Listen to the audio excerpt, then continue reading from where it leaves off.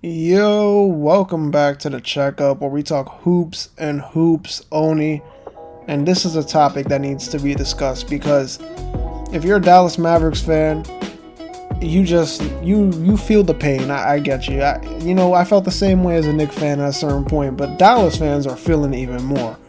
And that is Kristaps Porzingis, health issues, and just what's been going on with him for these past 2 years, 2 seasons, you can really say.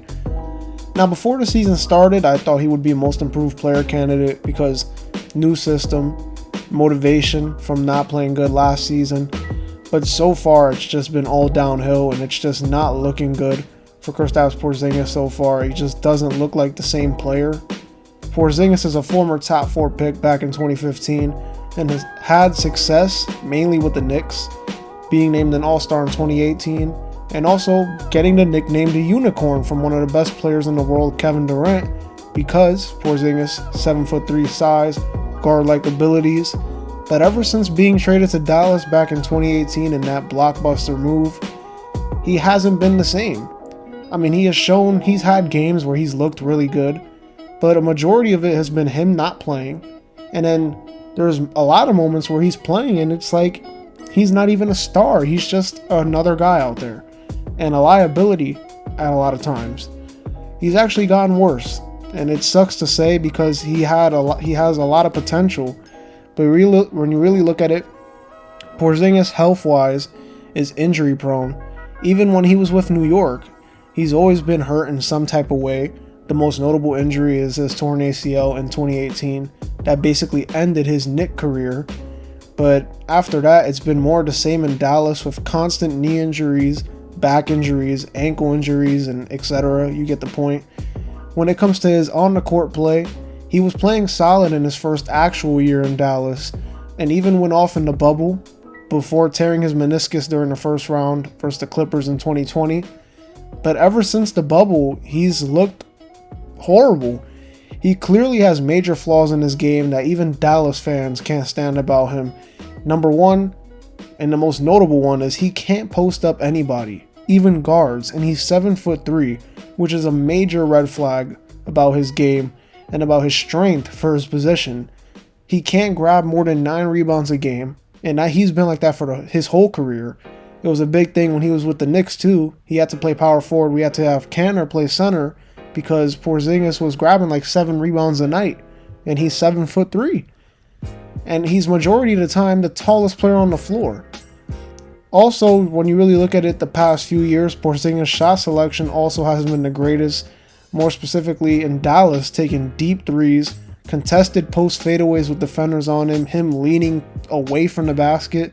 And there's just been questions in general if he can play with Luka. To be honest, I think he's just not playing worth the money that he signed to Dallas after getting that $158 million 5-year extension in the summer of 2019.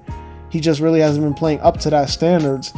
Trade rumors have come and gone, and right now his value is pretty low, and his availability is never a guarantee, which is a bad thing. Looking at his games played since 2017-2018, he's yet to reach 60 games in a season. Last season, he played 43 out of a shortened 72-game season. So there's clearly an issue with Kristaps Porzingis. And it really sucks, like I said, because, as a Knicks fan, he was like the savior of the franchise before we traded him. He was my favorite player. He was a lot of Knicks fans' favorite players.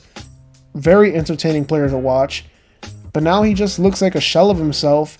And to be honest, his stats are just a deception to what he actually does on the court. I mean, if you look at his numbers, he's averaged 20 and 10. He averaged 20 and 10 last season, or about 20 and 9, something like that.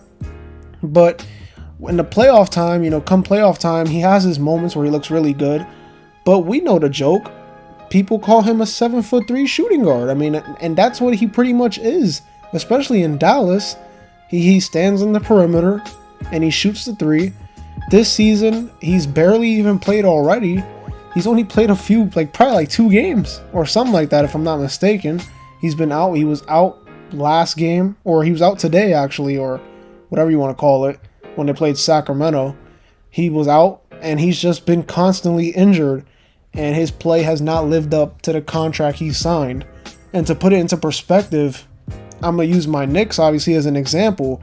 The Knicks signed Julius Randle to a 4-year, $117 million deal, or 4 years, 106, but we add on the 5-year for the extra year this season. You look at it in perspective, Julius Randle is a better player than him. And when we really think about it, let's go back to 2019 when Porzingis was traded. That was like a steal. We gave Porzingis away for nothing. And now, when we look back at it, yeah, we gave him away for nothing, but he's not even a star player anymore. And to be honest, if Tim Hardaway Jr. wasn't a part of that deal, the deal would have basically been a no contest or a close call, because it just really hasn't been the same. And it sucks to see, because Porzingis is supposed to be a star. Anyways, that's going to do it. Don't forget to like, comment, and subscribe. Also follow me on Twitter and Instagram. Link will be down in the description. This has been the Checkup, where we talk hoops and hoops only. And I'll see y'all in the next video. Peace.